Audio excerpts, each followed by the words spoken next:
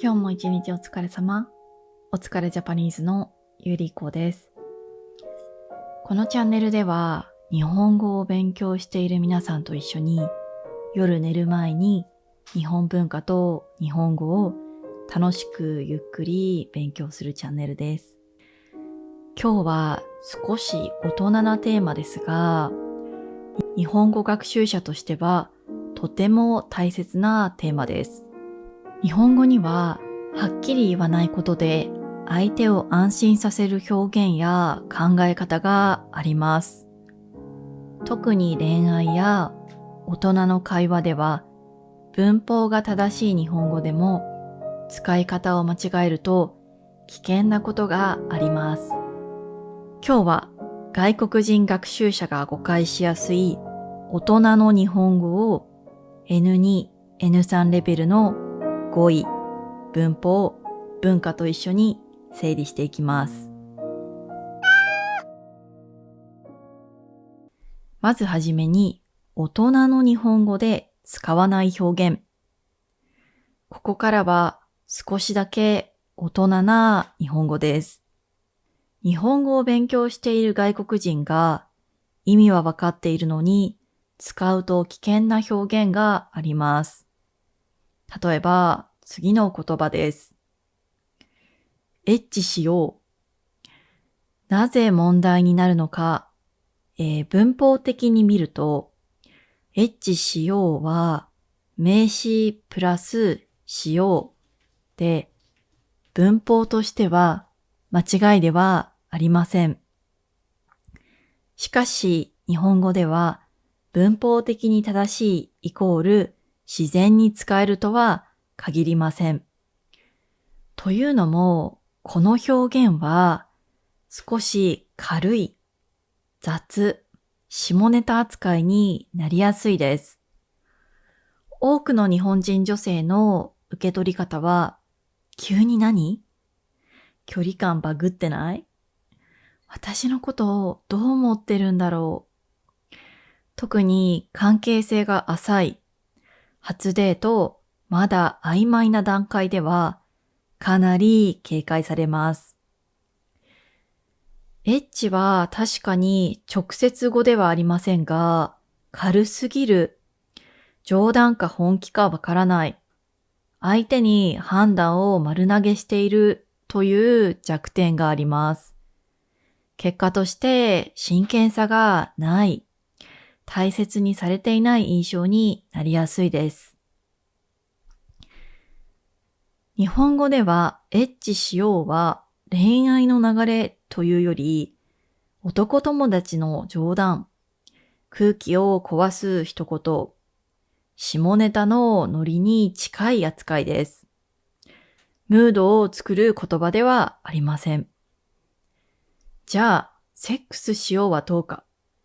実はさらに危険です。こちらも文法的には正しいですが、セックスしようって日本語でそのまま言ってくる男性は、日本のコミュニケーション文脈では雑、下品、警戒されやすいタイプです。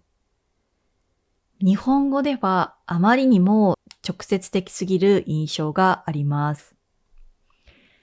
日本語の会話、特に恋愛や性的な話題は空気、含み、段階を重視します。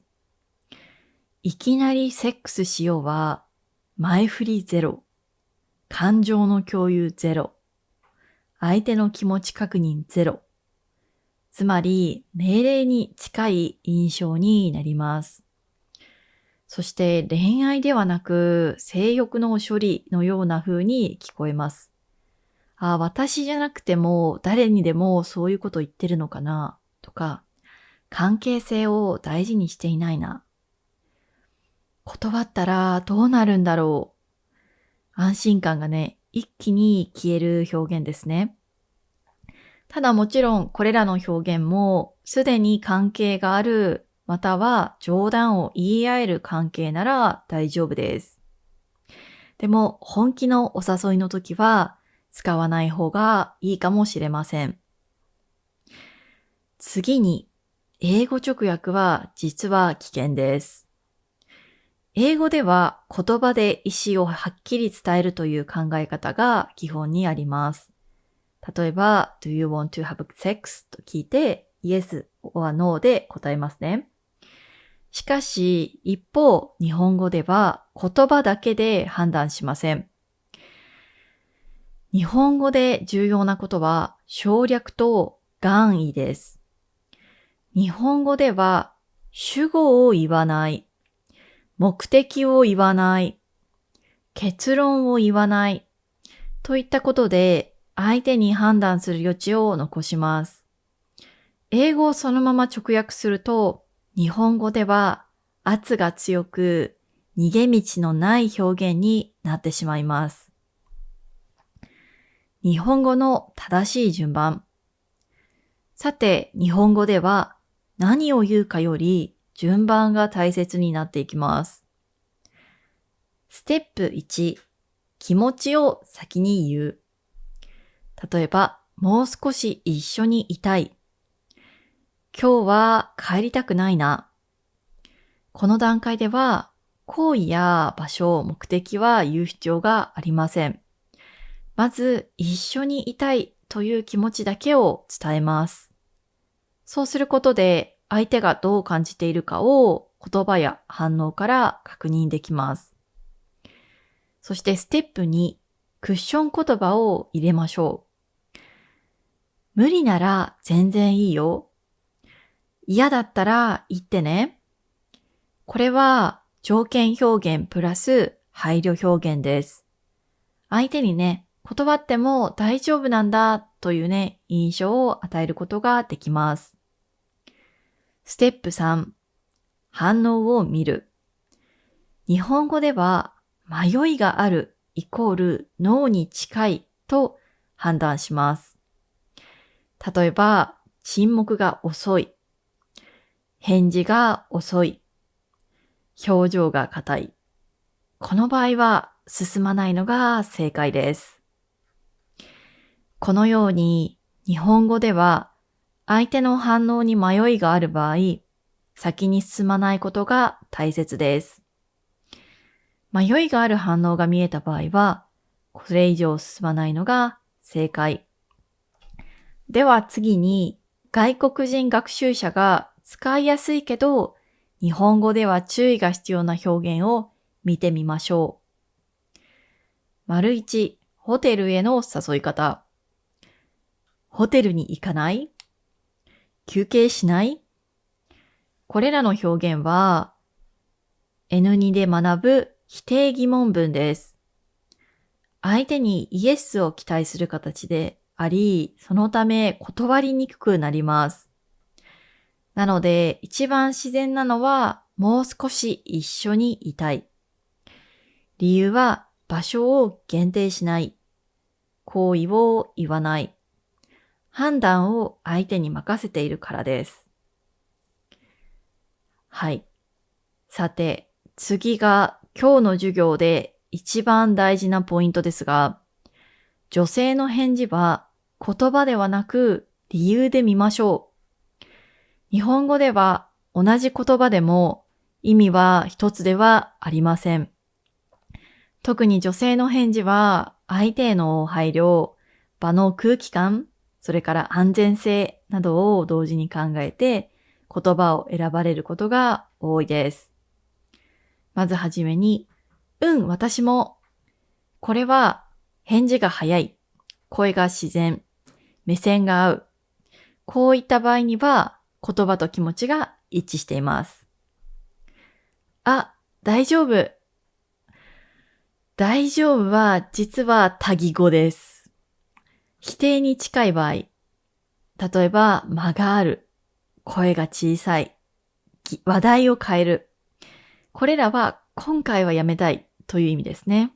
一方で、大丈夫のように即答、明るい声、会話が続く場合には、一旦ね、止まって再確認する必要があります。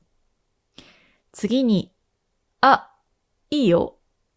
ですが、最初のは、迷いや戸惑いを表すことがあり、本心と違うイエスの可能性もあります。なので、確認が必要です。